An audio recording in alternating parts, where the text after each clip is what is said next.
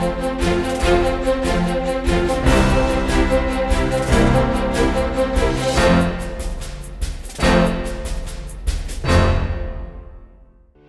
में यूपीएससी की तैयारी से संबंधित प्रोग्राम्स को देखने के लिए सब्सक्राइब करें स्टडी IQ IAS हिंदी। नमस्कार, study IQ IAS Hindi platform पर आपका स्वागत है। दोस्तों, आज हम लोग मुद्दे की बात कार्यक्रम में एक बेहद महत्वपूर्ण टॉपिक पर बातचीत करने वाले हैं और यह टॉपिक जुड़ा हुआ है IR यानी कि इंटरनेशनल रिलेशन से, अंतर्राष्ट्रीय संबंध से। मैंने आपको पहले भी बताया है कि अंतर्राष्ट्रीय संबंध जो विषय है यह IAS मेंस सिलेबस में GS के पेपर 2 से जुड़ा हुआ है और इस लिहाज से आज की चर्चा में हम इस टॉपिक पे कुछ विस्तार से बातचीत करने वाले हैं। कौन सा टॉपिक है?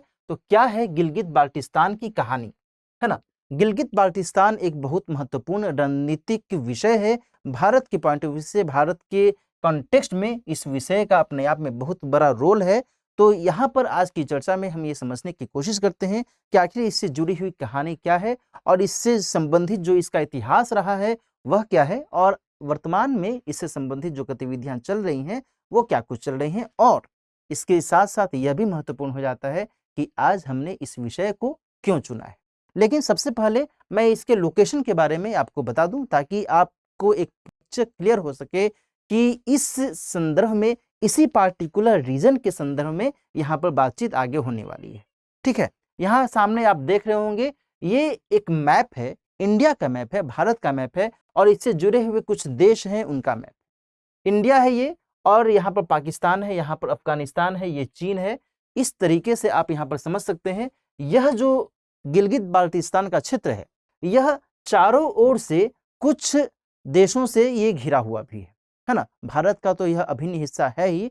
यहाँ पर पाकिस्तान का जो एक महत्वपूर्ण हिस्सा है खैबर पख्तूनख्वा, इससे भी इसकी सीमा टकराती है। साथ ही अफगानिस्तान के वखान कॉरिडोर से इसकी सीमा टकराती है, वहीं चीन के शिनजियांग प्रांत से इसकी सीमा टकराती है और भारत के जम्मू कश्मीर से इसकी सीमा टकराती है।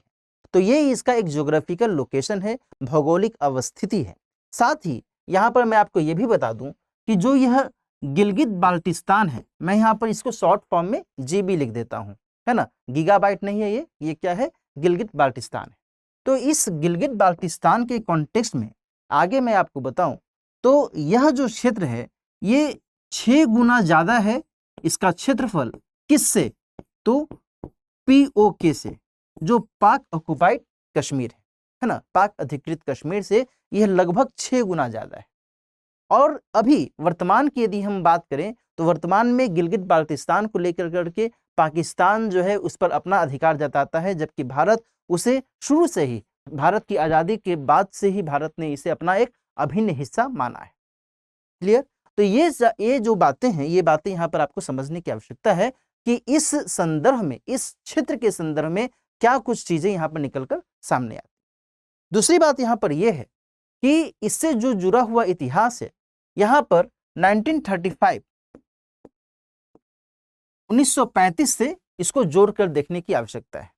क्यों 1935 से? क्यों 1935 में भारत पर किसका शासन था? तो ब्रिटिश शासन था भारत पर, है ना। तो ब्रिटिश साम्राज्य ने क्या किया था कि इस क्षेत्र को, कौन से क्षेत्र की बात चल रही है? तो गिलगित बाल्टिस्तान, गिलगित बाल्टिस्तान को लीज पर लिया था, पट्टे पर लिया था। किससे? तो उस समय जम्मू कश्मीर जो रियासत थी, है ना, उस समय जम्मू कश्मीर रियासत थी, हम 1935 की बात कर रहे हैं। तो इस रियासत के जो राजा थे महाराजा हरि सिंह, उनके द्वारा पट्टे पर लिया गया था गिलगित बाल्टिस्तान। कौन लिया था? तो ब्रिटिश साम्राज्य के द्वारा लिया गया था। क्यों लिया गया था पट्टे पर, है ना। अब सवाल ये भी उभरता है कि भाई क्यों पट्टे पर लिया था? इसलिए लिया था क्योंकि यह जो इलाका है यह पूरा उत्तर पश्चिमी प्रांत से संबंधित यह इलाका है और इस क्षेत्र में ब्रिटेन अपनी ताकत मजबूत करना चाहता था और जो ट्राइबल क्षेत्र यहाँ पर अन्य जो विस्तारित थे, व्यापक तौर पर फैले हुए थे, जनजातियां यहाँ पर रहती थी, वो अक्सर यहाँ विद्रोह करती थी। तो ब्रिटेन चाहता था कि यह इन पर नियंत्रण स्थापित करे और साथ ही ब्रिटेन यह भी चाहता था कि रूस जो अपनी विस्तारवादी नीति अपना रहा है इस पार्टिकुलर क्षेत्र में, अफगानिस्तान में वो आना चाहता है, उसके बाद वो उसके माध्यम से मध्य एशिया में वो जाना चाहता है, तो हम उसके अगेंस्ट में अपनी तैनाती को और मजबूत करें। क्लियर। और इसी को मद्देनजर रखते हुए ब्रिटेन ने जम्मू कश्मीर रियासत से इस गिलगित बाल्टिस्तान को 1935 में लिया था पट्टे पर। कितने वर्षों के लिए पट्टे पर लिया था? तो 60 साल के लिए पट्टे पर लिया था। लेकिन कौन जानता था कि जो ब्रिटेन है वो 1947 में ही यहाँ से चला जाएगा, है ना, क्योंकि उसे तो लग रहा था कि भाई हम तो लंबे समय तक शासन करेंगे, इसलिए उसने 60 साल के लिए इसे लीज पर ले लिया। क्लियर। तो यहाँ तक बात आप समझ गए होंगे कि जो गिलगित बाल्टिस्तान है इसका इतिहास कैसे कैसे आगे बढ़ रहा है। क्लियर। ये चीजें आपके लिए बहुत महत्वपूर्ण है जानना, ताकि हम इसको आगे कनेक्ट कर सकें वर्तमान स्थिति से। आगे बढ़ते हैं, आगे की स्थितियों को थोड़ा हम समझने की कोशिश करते हैं। वर्तमान में है क्या हो रहा है? वर्तमान में भारत के रक्षा मंत्री जी ने एक वक्तव्य दिया है।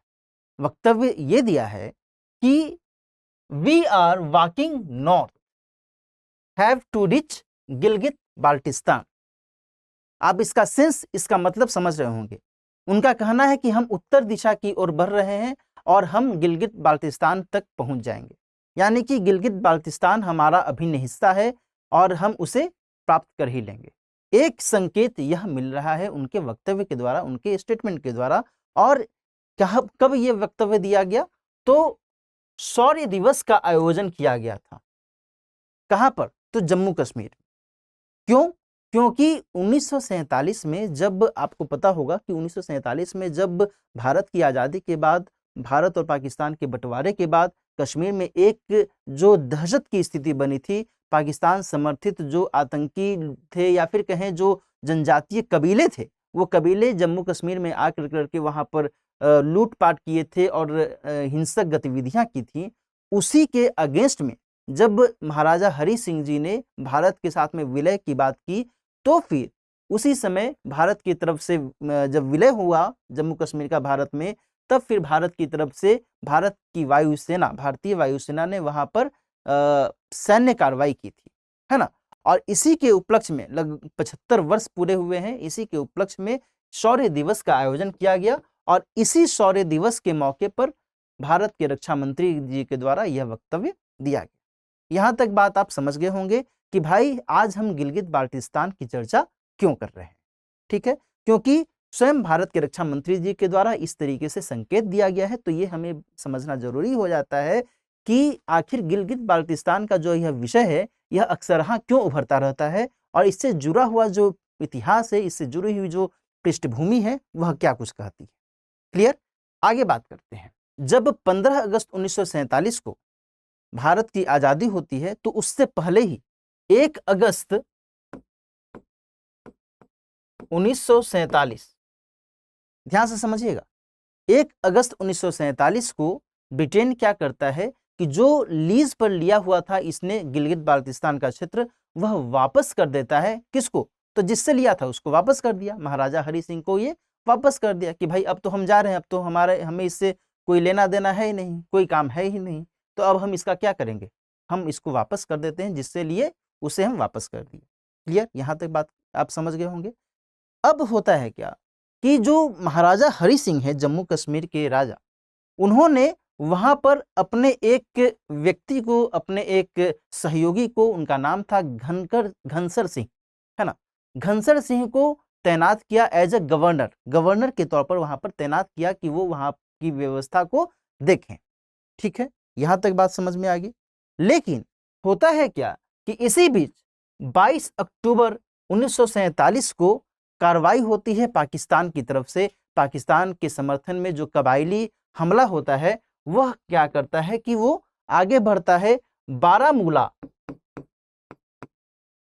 से होते हुए वह श्रीनगर की तरफ बढ़ता है और हिंसक गतिविधियां अपनाता है। क्लियर। इसके बाद जब इन हिंसक गतिविधियों को महाराजा हरि सिंह देखते हैं, तो फिर 26 अक्टूबर 1947 को उनके द्वारा विलय पत्र पर हस्ताक्षर किया जाता है। ठीक है,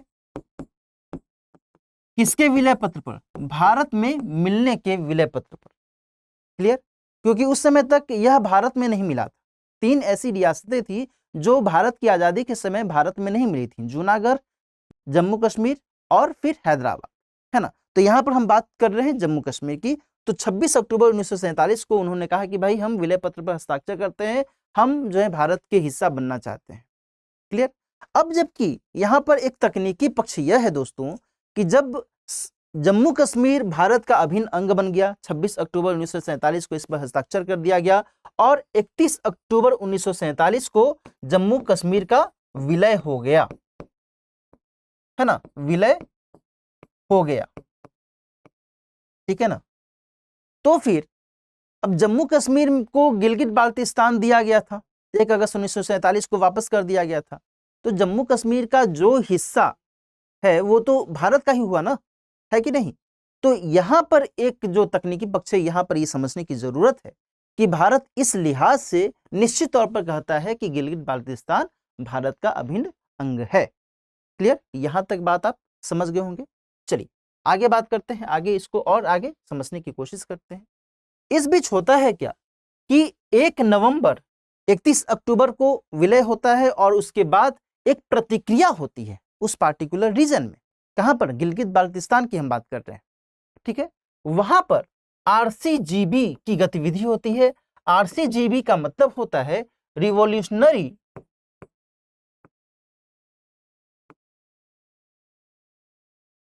काउंसिल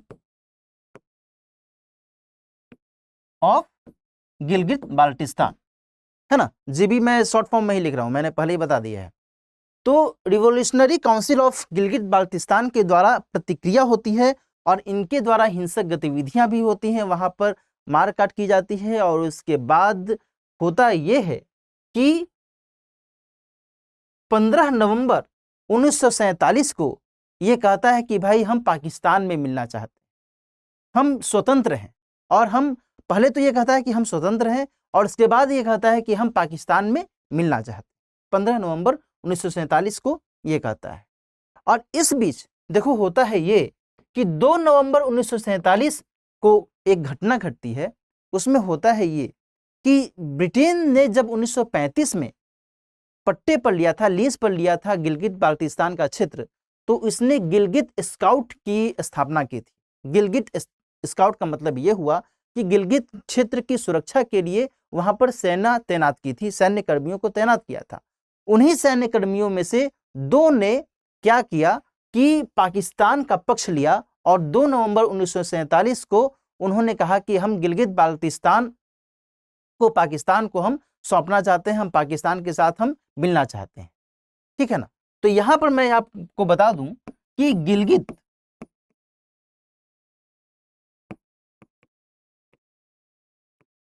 स्काउट के सैन्य अधिकारियों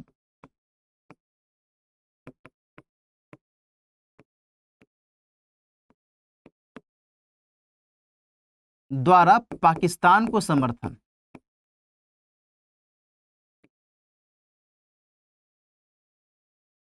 बात समझ में आ रही है ना, ठीक है। ये सारी गतिविधियां इस समय हो रही थी। 15 नवंबर 1947 को जो आरसीजीबी है, रिवोल्यूशनरी काउंसिल ऑफ जीबी जो है, इसने कह दिया कि भाई हम पाकिस्तान के अभिन्न हिस्सा हम बनना चाहते हैं। इस बीच दोनों देशों के बीच जो एक संघर्ष की स्थिति बनी हुई थी, भारत और पाकिस्तान के बीच जो एक संघर्ष की स्थिति बनी हुई थी, वह 1 जनवरी 1949 को सीज फायर से वह स्थिति थोड़ी समाप्त होती है, ठीक है। लेकिन यहां पर दोस्तों ध्यान रखना कि जो गिलगित बाल्टिस्तान क्षेत्र है वो जो पीओके है उससे कुछ अलग है। कैसे अलग है? क्योंकि गिलगित बाल्टिस्तान का जो क्षेत्र है वो जम्मू कश्मीर को वापस मिला था और देन फिर पाकिस्तान का कहना है कि नहीं ये हमारा हिस्सा है, और फिर भारत का कहना है कि नहीं ये, जबकि जम्मू कश्मीर विलय हो गया तो ये निश्चित तौर पर हमारा हिस्सा है। लेकिन जो दूसरी तरफ पीओके है, पाक ऑक्युपाइड कश्मीर है, पाक ऑक्युपाइड कश्मीर वह हिस्सा है जब भारत और पाकिस्तान के बीच में लड़ाई के बाद जो सीज फायर होता है और दोनों देशों की सेना जहां पर थी वहीं पर टिक गई, तो फिर उस पार्टिकुलर लाइन को LOC कहा गया और लाइन ऑफ कंट्रोल कहा गया, और पाकिस्तान ने कश्मीर के कुछ हिस्से पर अपना कब्जा जमा लिया, है ना, और उसी को पीओके की संज्ञा दी गई। तो पीओके के कंटेक्स्ट में हम यहाँ पर बातचीत तो नहीं कर रहे हैं, यहाँ पर हमें चूंकि जीबी यानी गिलगित बाल्टिस्तान के कॉन्टेक्स्ट में समझना है, तो यहाँ पर हम बस ये समझें कि इस सीज फायर के बाद क्या होता है, इस युद्ध बंदी के बाद क्या होता है कि अप्रैल में, जनवरी में युद्ध बंदी होती है और अप्रैल में होता यह है कि गिलगित बाल्टिस्तान में जो स्थानीय स्तर पर शासन चल रहा था उसने कहा कि हम पाकिस्तान को विदेश और रक्षा शक्तियां अपना सौंप देंगे।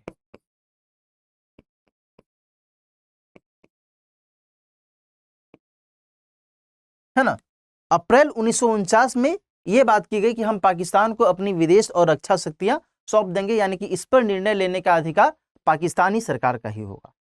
क्लियर। बहरहाल वर्तमान की जो स्थिति है यही है कि जो गिलगित बाल्टिस्तान है वह अभी भी विवाद का विषय बना हुआ है, और इस बीच 1988 में हिंसक गतिविधियां होती हैं। वहां पर जो पाकिस्तानी सरकार की गतिविधियां हैं वह हिंसक कार्रवाइयों को तूल देती है, उसको बढ़ावा देती है, और इसी का एक नतीजा 1988 में देखा गया। वहां पर देखो शिया और सुन्नी, जो मुस्लिम धर्म में शिया और सुन्नी दो वर्ग हैं, इनके बीच में एक तनाव की स्थिति भी यहाँ पर देखी जाती है। चूंकि वहां पर शिया बहुल इलाका है और पाकिस्तान द्वारा समर्थित जो सुन्नी वर्ग है वह वहां पर ज्यादा अपना वर्चस्व जमाने की कोशिश करते हैं, और इसका एक खामियाजा भुगतना पड़ता है वहां की स्थानीय जनता को। और इस कंटेस्ट में बाद में 2009 में पाकिस्तान ने क्या किया कि गिलगित बाल्टिस्तान सशक्तिकरण एवं स्वायत्त शासनादेश यहाँ पर जारी किया। ठीक है, और इस शासनादेश के आधार पर उसने जो पहले इसे नॉर्थ एरिया कहता था, नॉर्थ एरिया को अब इसने गिलगित बाल्टिस्तान का नाम दे दिया। ठीक है ना, पाकिस्तान इसे अपने स्तर पर नॉर्थ एरिया कहता था, उत्तरी क्षेत्र कहता था, लेकिन इस आदेश के द्वारा इसने कहा कि भाई इसको हम गिलगित बाल्टिस्तान ही कहेंगे। क्लियर।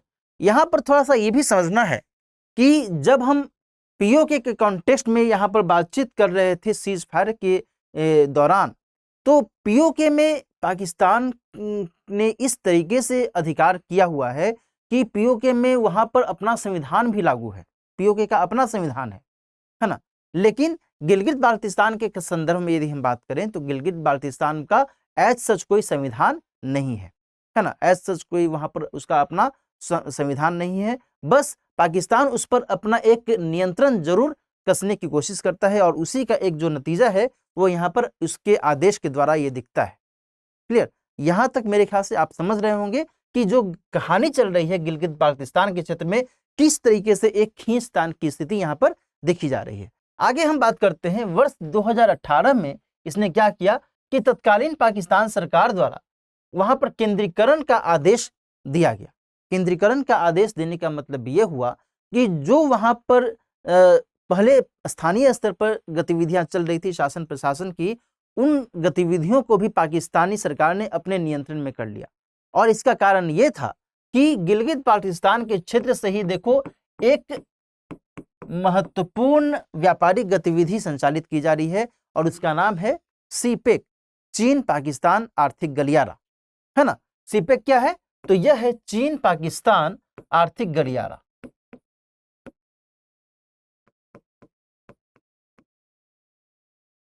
है ना, और इसके कारण पाकिस्तान चाहता था कि गिलगित बाल्टिस्तान का जो क्षेत्र है, इस क्षेत्र पर हमारा यदि नियंत्रण रहेगा तो इस गलियारे का विकास हम सही तरीके से कर पाएंगे और चीन का हम बेहतर समर्थन पा सकते हैं।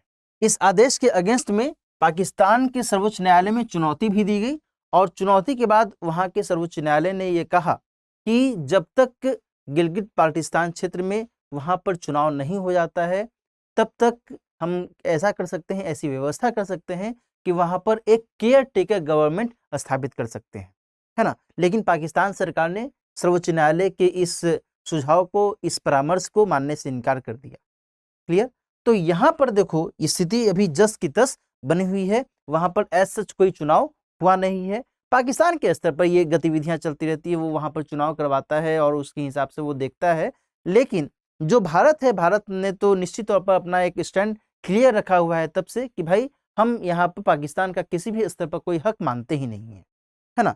लेकिन पाकिस्तान जो है अक्सर हाँ वहाँ पर कुछ न कुछ उलटफेर करने की कोशिश करता रहता है, और इसी के संदर्भ में 1 नवंबर 2020 को फिर से उसने कहा कि यदि गिलगित बाल्टिस्तान में हमें समर्थन मिलता है, हम यहाँ पर शांति व्यवस्था स्थापित करते हैं, तो हम इसे 5वें प्रांत के तौर पर 5वें प्रांत की संज्ञा देने की बात भी पाकिस्तान के द्वारा की गई है ना।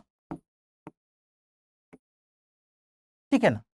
5वें प्रांत के तौर पर पाकिस्तान चाहता है कि हम गिलगित बाल्टिस्तान को घोषित करें। पाकिस्तान में पहले से ही 4 प्रांत हैं, है ना, और उन्हीं के बाद जो गिलगित बाल्टिस्तान को का यदि समर्थन मिलता है पाकिस्तान को, तो फिर पाकिस्तान इसे 5वें प्रांत के तौर पर संज्ञा देगा, है ना। ये वादा करता है, ठीक है, अभी तक दिया नहीं है, ये वादा करता है। और इस बीच जो चीन है, चीन का दखल सीपेक के माध्यम से हो जा रहा है ना। इसके साथ साथ मॉकपोन दास, है ना,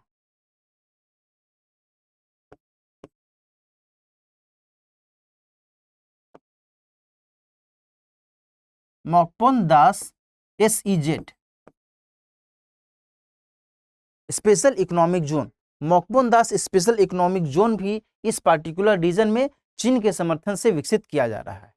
तो कहने का मतलब यह है दोस्तों, इसको आप यदि इनडायरेक्ट वे में समझें तो फिर चीन डायरेक्ट वे में पाकिस्तान का समर्थन कर रहा है, और क्यों समर्थन कर रहा है ये सभी को पता है। चीन कदापि नहीं चाहता है कि भाई भारत का जो एक महत्वपूर्ण क्षेत्र है वो भारत के हिस्से में आए, और इसी के लिहाज से चीन और पाकिस्तान के बीच में एक गठबंधन, एक दोस्ती की स्थिति देखी जाती है कि नहीं। ये सारी स्थितियां आपको यहाँ पर समझने की आवश्यकता इसलिए है क्योंकि आपको पता होना चाहिए कि 5 अगस्त 2019 को जब लद्दाख और जम्मू कश्मीर का जो एक यूनियन टेरिटरी के तौर पर विभाजन किया गया था, तो उस समय भी चीन के द्वारा एक असंतोष की स्थिति देखी गई थी, है ना। और यहाँ हमें ध्यान रखने की आवश्यकता है कि जिस GB गिलगित बाल्टिस्तान की हम बात कर रहे हैं, वह वर्तमान संदर्भ में यदि हम उसके ज्योग्राफिकल लोकेशन को ध्यान से देखें तो वह वर्तमान में लद्दाख का हिस्सा है कि नहीं। और इस लिहाज से भारत के लिए वह निश्चित तौर पर एक रणनीतिक तौर पर महत्वपूर्ण क्षेत्र है। मैंने शुरू में भी दिखाया, आपको ज्योग्राफिकल लोकेशन बताने के दौरान मैंने दिखाया था कि वह जो इलाका है वह चीन से भी थोड़ा टच करता है, थोड़ा अफगानिस्तान से भी टच करता है, और थोड़ा पाकिस्तान से भी टच करता है। पाकिस्तान बेशक उसे अपने अधिकार में मानने की कोशिश करता है, लेकिन वह पाकिस्तान का हिस्सा है नहीं, है ना। इस बीच यदि हम भारत के पक्ष की बात करें तो 11 मार्च 2020 को भारत ने यह बात कही थी कि 22 फरवरी 1994 को जो हमने संकल्प पास किया था संसद में, दोनों सदनों के द्वारा एक मत से जो संकल्प पारित किया गया था, उस पर हम कायम हैं। और संकल्प क्या था कि गिलगित बाल्टिस्तान भारत का अभिन्न अंग है, इसे किसी भी स्तर पर हम अलग नहीं कर सकते, अलग देख नहीं सकते, है ना। ये सारी स्थितियां अभी तक की जो भी रही हैं वो मैंने आपको एक एक करके बताने की कोशिश की। 1935 में कैसे जम्मू कश्मीर के रियासत के द्वारा ब्रिटेन शासन को दिया गया था, कैसे फिर वापस किया गया, और वर्तमान में क्या ये स्थितियां चल रही हैं, वर्तमान तक क्या स्थितियां चल रही हैं, पाकिस्तान का इस पूरे मामले में क्या कुछ दृष्टिकोण है, और भारत इस पूरे मामले में अपने पक्ष को किस तरीके से रखता है ना। तो आज की चर्चा हम यहीं पर समाप्त करते हैं। आज की चर्चा के आधार पर जो सवाल बन सकता है वो सवाल एक बार देख लीजिए। गिलगित बाल्टिस्तान को लेकर भारत पाकिस्तान के बीच के ऐतिहासिक तनाव को समझाइए। इस मुद्दे पर भारत की नीति को भी स्पष्ट कीजिए। 2 पक्ष हैं। पहला पक्ष यह है कि जो ऐतिहासिक तनाव है ना, 1 अगस्त 1947 के बाद से लेकर करके जो वर्तमान में स्थिति है चल रही है, इसको आपको एक एक करके समझाना है। भारत ने इस मामले में क्या कुछ अपना पक्ष रखा है, हाल के समय में यह मामला क्यों चर्चा में आया, इसको भी आप बता सकते हैं, ठीक है। और इसके आधार पर आप इस प्रश्न का एक सही उत्तर लिख सकते हैं। आज की मुद्दे की बात कार्यक्रम में इतना ही। मिलते हैं किसी और मुद्दे की बात कार्यक्रम में, किसी और महत्वपूर्ण मुद्दे के साथ। तब तक अच्छे से पढ़ते रहिए, स्वस्थ रहिए और यदि आपको ये प्रोग्राम अच्छा लगा तो आप इसे अपने दोस्तों के साथ भी शेयर कीजिए। मिलते हैं किसी और मुद्दे की बात कार्यक्रम में। All the best.